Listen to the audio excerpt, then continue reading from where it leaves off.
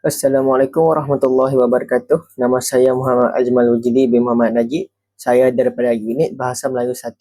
Hari ini saya akan membentangkan tugasan yang ketiga bagi subjek BMMB 1074 Sejarah Perkembangan Bahasa Melayu, iaitu peranan dan pemikiran tokoh Melayu dalam memertabatkan bahasa Melayu.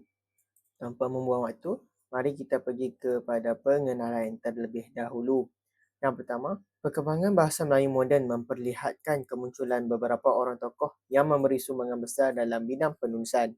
Justeru, kemunculan mereka tidak hanya memberi kesan dalam penulisan, bahkan memberi impak yang hebat dalam memertabatkan bahasa Melayu dan juga memastikan bahasa ini dipelihara, diperkembang dan digunakan secara meluas dalam pelbagai bidang kehidupan seperti pendidikan, ekonomi, pentadbiran, kerajaan, media dan sastera.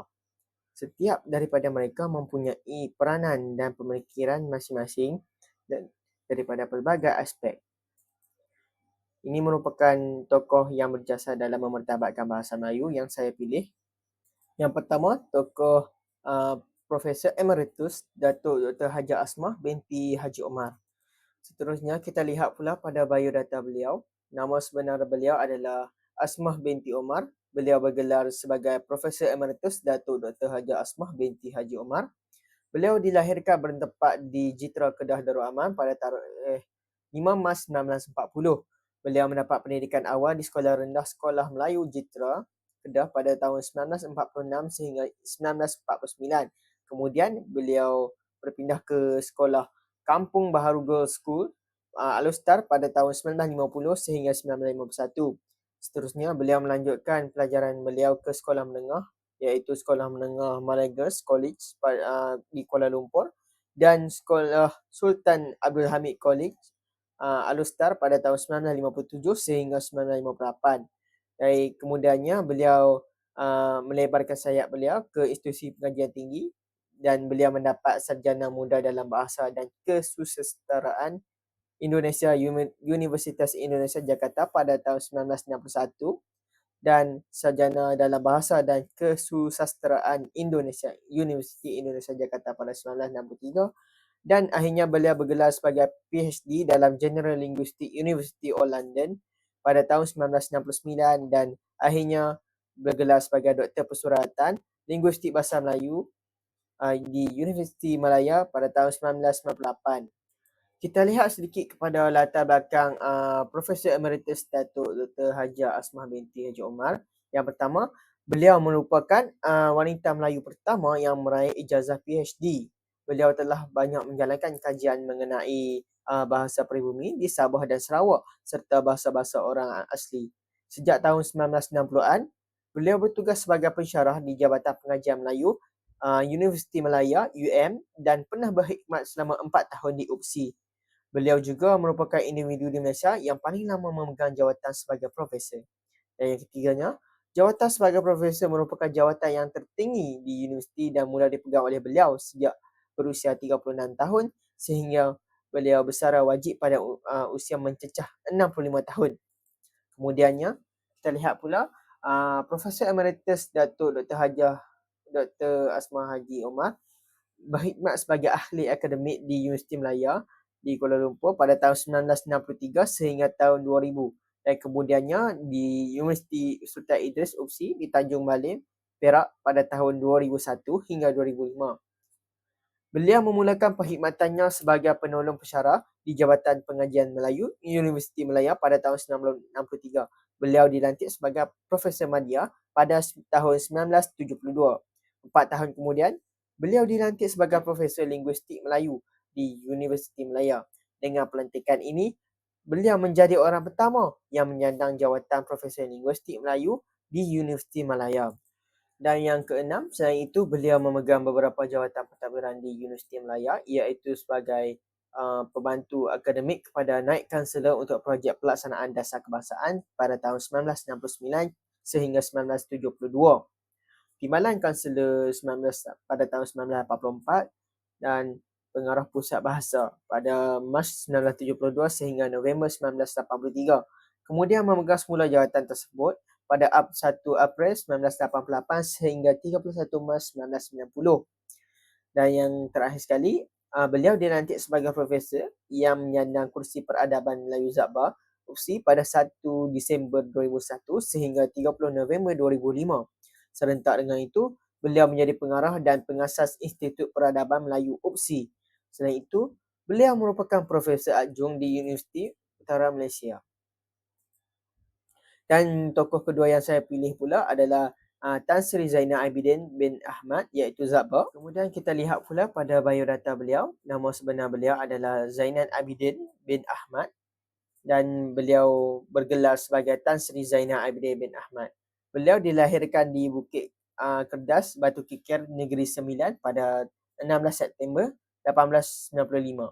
Beliau mula mendapatkan pendidikan sekolah rendah di Sekolah Melayu Batu Kikir, kemudiannya berpindah kepada Sekolah Melayu Linggi dan mencapai kepada Sekolah Menengah Estipo Institution Seremban pada tahun 1909 dan beliau melajakkan sayapnya ke institusi pengajian tinggi, iaitu yang pertama Kolej Inggeris Johor Bahru pada tahun 1916, kemudiannya kepada Maktab Melayu Kuala Kangsar pada tahun 1918, kemudiannya Jabatan Pelajaran Kuala Lumpur pada tahun 1923, Maktab Perguruan Sultan Idris di Tanjung Malim pada tahun 1924 dan kemudiannya beliau melanjutkan pula sebagai di Jabatan Penerangan Singapura sehingga tahun 1942 dan Sekolah Pengajian Oriental dan Afrika di Universiti London sehingga 1951 dan akhirnya beliau berada di Universiti Malaya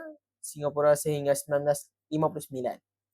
Dan kita lihat sikit pada latar belakang beliau. Yang pertama, Zabbar atau nama lengkapnya Tan Sri Dr. Haji Zainal Abidin bin Ahmad merupakan seorang tokoh yang mempunyai perjalanan hidup yang penuh cabaran dan kejayaan. Beliau memulakan kerjaya sebagai guru di Johor Bahru pada tahun 1916 sehingga 1918. Kemudian berkhidmat di Maktab Melayu Kuala Kangsar pada tahun 1923, Maktab Perguruan Sultan Idris pada tahun 1924 sehingga 1939, Jabatan Penerangan Singapura pada tahun 1939 hingga 1942 dan Universiti Malaya Singapura pada tahun 1954 sehingga 1959. Yang kedua, sebagai seorang penulis, penterjemah dan pengarang buku sekolah, Zabbar memulakan penulisannya sejak tahun 1916 dengan rencana pertama diterbitkan di Akhbar Lembaga Budi. Beliau dikenali sebagai seorang yang radikal dan nasionalis dalam penulisannya, sering menggunakan nama pena seperti Patriot, Zabbar dan Zai Penjelmaan. Keazabannya untuk menulis buku Nahu Melayu tercapai dengan penerbitan buku Perintah Bahasa Melayu pada tahun 1934, diikuti oleh Ilmu Mengarang Melayu pada tahun 1940 dan Asuhan Budi Menerusi Islam pada tahun 1958. Dan yang terakhir sekali, Zabbar dikenali dengan falsafahnya, percubaan membawa kejayaan dan dihormati dengan gelaran pendeta oleh Kongres Bahasa dan Persuratan Melayu pada tahun 1956. Beliau juga dianugerahkan ijazah kehormat Doktor Persuratan dari Universiti Malaya dan Universiti Kebangsaan Malaysia. Zabbar meninggal dunia pada 23 Oktober 1973 pada usia 78 tahun, dikenal sebagai seorang pejuang bahasa dan persuratan Melayu. Seterusnya, kita lihat pula pada peranan Asmah Haji Omar dalam memertabatkan bahasa Melayu. Yang pertama, memperkembangkan bahasa Melayu sebagai bahasa ilmu. Asmah Haji Omar menulis banyak karya ilmiah dalam bahasa Melayu, termasuk buku-buku seperti Nahu Melayu Mutakhir dan Perkembangan Bahasa Melayu yang digunakan sebagai rujukan di universiti-universiti. Buku-buku ini tidak hanya membincangkan struktur bahasa tetapi juga menunjukkan bahasa Melayu sebagai alat penyampaian ilmu. Selain itu, menerusi penibatan ini, Asmah membuktikan bahawa bahasa Melayu dapat berfungsi dengan baik sebagai bahasa akademik dan pengantar dalam pengajian tinggi. Buku-buku ini digunakan dalam kurikulum universiti di Malaysia dan luar negara, menunjukkan penerimaan bahasa Melayu dalam konteks ilmiah. Yang kedua, pengembangan terminologi dalam bahasa Melayu. Asmah Haji Omar menyumbang kepada Dewan Bahasa dan Pustaka DBP dengan membantu dalam penghasilan istilah baharu dalam bidang teknikal dan sains, khususnya istilah perubatan dan teknologi. Beliau terlibat dalam usaha ini melalui jawatan kuasa DBP untuk merangka istilah dalam bidang-bidang khusus. Antara istilah yang dihasilkan ialah antibody untuk antibody dalam bahasa Inggeris, gelombang mikro untuk microwave dan zarah subatom untuk subatomik partikel. Penibatan seperti istilah sains dan teknologi oleh DBP menunjukkan penggunaan istilah ini dalam kurikulum sains di sekolah dan juga universiti tempatan. Beliau juga terlibat dalam pembentukan dan penggubalan pedoman-pedoman khas dalam pembentukan istilah, khususnya apabila menjadi pengurusi jawatan kuasa penyeras istilah sains dan sains terapan di peringkat Malaysia dalam MABIN. Seterusnya, kita lihat pula peranan Tan Sri Zainan Abidin bin Ahmad iaitu Zaba dalam memertabatkan bahasa Melayu. Yang pertama sekali, memperkembangkan bahasa Melayu dalam pendidikan. Salah satu sumbangan terbesar Zaba kepada bahasa Melayu ialah melalui karya-karya beliau yang menjadi rujukan penting dalam sistem pendidikan negara ini. Buku pendidikan bahasa Melayu yang diterbitkan pada tahun 1936 adalah antara karya penting yang dihasilkan oleh Zaba. Buku ini memberi penekanan kepada aspek pendidikan bahasa Melayu dalam konteks yang lebih formal dan sistematik, serta menjadi panduan kepada guru-guru dalam mengajar bahasa Melayu.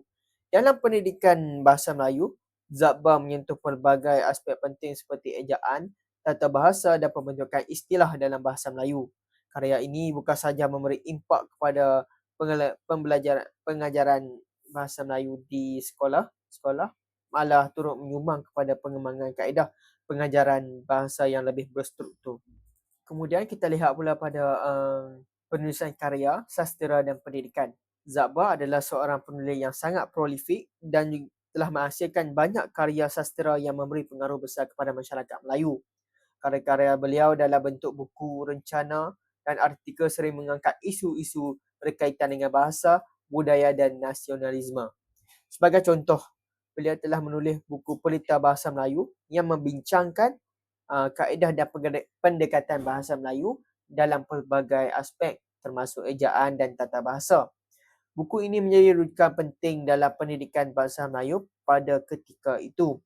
Selain itu, Zaba juga menulis karya yang membentuk teori tentang pengembangan bahasa Melayu. Salah satunya adalah ilmu mengarang Melayu yang memfokuskan kepada cara-cara yang betul dalam mengarang bahasa Melayu.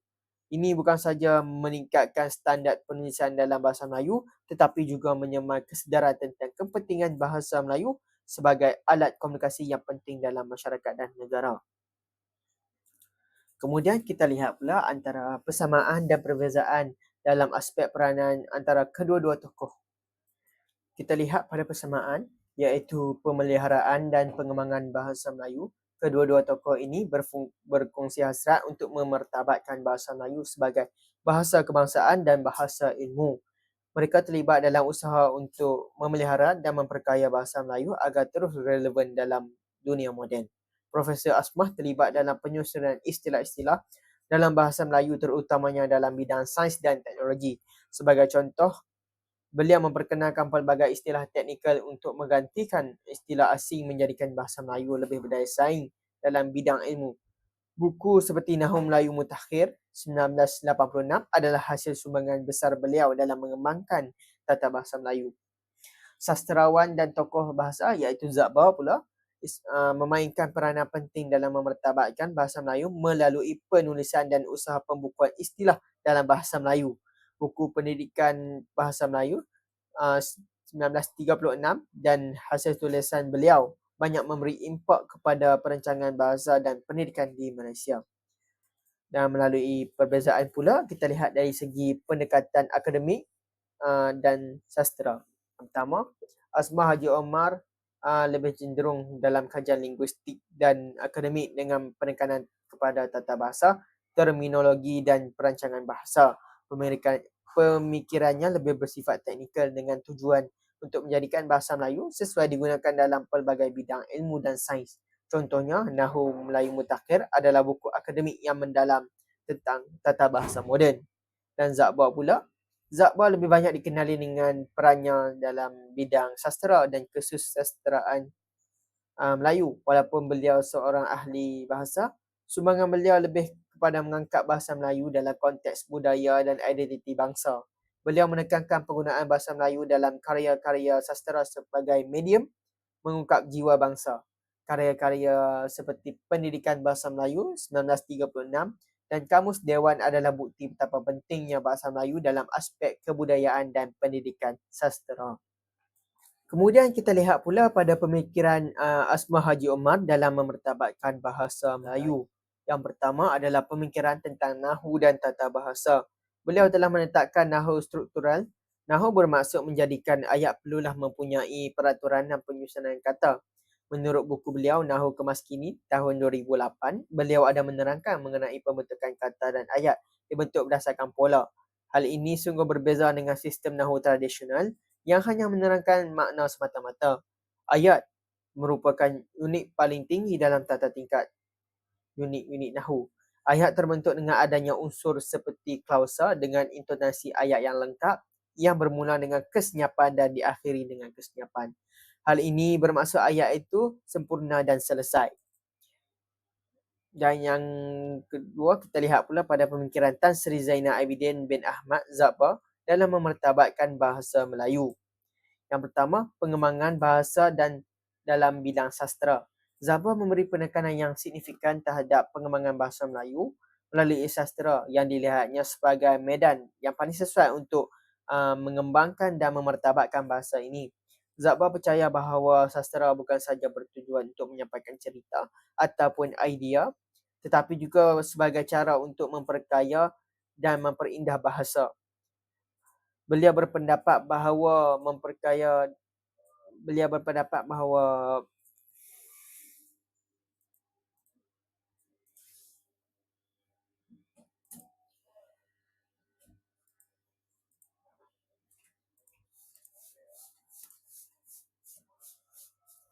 cepat-cepat nak biar. Dan seterusnya kita lihat pula pada pengembangan bahasa dalam bidang sastra. Zabbar memberi penekanan yang signifikan terhadap pengembangan bahasa Melayu melalui sastra yang dilihatnya sebagai medan yang paling sesuai untuk mengembangkan dan memartabatkan bahasa ini. Zabbar percaya bahawa sastra bukan sahaja bertujuan untuk menyampaikan cerita atau idea, tetapi juga sebagai cara untuk memperkaya dan memperindah bahasa. Beliau berpendapat bahawa karya sastera yang baik dapat menonjolkan kekayaan bahasa Melayu melalui penggunaan gaya bahasa yang indah, imajinatif dan penuh makna. Dalam hal ini, Zabbar menganggap bahawa penulis dan sastrawan Melayu sebagai agen paling penting dalam berperan dalam menjaga kelangsungan dan keindahan bahasa Melayu. Dan yang kedua, kita lihat pula pada pemikiran Tan Sri Zainal Abidin bin Ahmad Zabbar dalam memertabatkan bahasa Melayu. Dan seterusnya, kita lihat pula pada pengembangan bahasa dalam bidang sastra. Zabbar memberi penekanan yang signifikan terhadap pengembangan bahasa Melayu melalui sastra yang dilihatnya sebagai medan yang paling sesuai untuk mengembangkan dan memartabatkan bahasa ini. Zabbar percaya bahawa sastra bukan sahaja bertujuan untuk menyampaikan cerita atau idea, tetapi juga sebagai cara untuk memperkaya dan memperindah bahasa. Beliau berpendapat bahawa karya sastera yang baik dapat menonjolkan kekayaan bahasa Melayu melalui penggunaan gaya bahasa yang indah, imajinatif dan penuh makna. Dalam hal ini, Zabbar menganggap bahawa penulis dan sastrawan Melayu sebagai agen paling penting dalam berperan dalam menjaga kelangsungan dan keindahan bahasa Melayu. Yang kedua, pendidikan bahasa Melayu sebagai landasan pemertabatan. Zabbar sangat memperjuangkan pengajaran bahasa Melayu dalam sistem pendidikan. Sebagai contoh dalam karyanya, Dokumen Pendidikan Bahasa Melayu, Zabbar menekankan pentingnya pengajaran tata bahasa yang betul dan penggunaan bahasa Melayu yang baik dalam pendidikan. Beliau berpendapat bahawa dalam memartabatkan bahasa, generasi muda perlu diajar dengan betul cara-cara menggunakan bahasa dalam pelbagai konteks, bukan sahaja dalam sastra, tetapi juga dalam urusan rasmi dan pendidikan. Zabbar mengusahakan agar buku-buku teks ditulis dalam bahasa Melayu yang sempurna dengan penekanan pada penggunaan tata bahasa yang tepat. Dan akhir sekali, kita lihat pula pada persamaan dan perbezaan dalam aspek pemikiran antara kedua-dua tokoh. Yang persamaan adalah pentingnya pembentukan dan penggunaan istilah baru dalam bahasa Melayu. Zabbar dan Asma sama-sama menyedari bahawa keperluan untuk mencipta dan mengembangkan kosakata baru dalam bahasa Melayu untuk memastikan bahasa ini terus berkembang seiring dengan zaman. Asma. Seperti Zabbar, Asma juga menekankan pentingnya pengembangan kosakata Melayu, tetapi beliau lebih menumbuhkan pada istilah-istilah yang lebih berkaitan dengan sains, teknologi dan bidang profesion lain. Beliau memberi tumpuan khusus kepada penciptaan istilah teknikal dalam bahasa Melayu untuk memastikan ia dapat digunakan dengan berkesan dalam konteks moden. Dan Zabbar pula, dalam usaha memperkaya bahasa Melayu, Zabbar banyak menulis tentang kepentingan penggunaan istilah yang lebih tepat dan sesuai dalam kesusasteraan dan berkomunikasi umum. Zabbar berpendapat bahawa bahasa Melayu perlu berkembang dengan pengenalan istilah-istilah baru yang lebih sesuai dengan perkembangan zaman dan masyarakat. Dan dari segi perbezaan pula, ia adalah pengembangan bahasa di mana Asma Haji Umar sebaliknya berfokus kepada pengembangan bahasa Melayu dalam bidang teknikal dan sains dan teknologi. Beliau menekankan perlunya bahasa ini berkembang sejajar dengan kemajuan zaman, termasuklah dalam komunikasi antarabangsa dan pendidikan moden. Asmah berusaha mencipta istilah teknikal dalam bahasa Melayu untuk memastikan bahasa ini relevan dalam dunia yang semakin bergantung pada teknologi dan sains. Berbanding Zabbar yang lebih mengutamakan sastera. Dan Zabbar pula menekankan bahawa pengembangan bahasa Melayu dalam bidang sastera dan budaya lihat sebagai bahasa sebagai simbol jati diri bangsa. Beliau menggalakkan penggunaan bahasa Melayu yang indah dan kreatif dalam karya sastera dan menganggapnya sebagai alat untuk memperkasa perpaduan sosial dan identiti bangsa. Zabbar lebih fokus kepada penggunaan bahasa Melayu dalam kehidupan seharian dan sastera tanpa memberi penekanan kepada bidang sains dan teknologi. Oleh itu demikian sahaja pembentangan saya pada hari ini. Saya harap semua yang baik itu dapat membantu kita sama-sama dalam memahami pada masa hadapan. Dan sekian sahaja daripada saya. Assalamualaikum warahmatullahi wabarakatuh.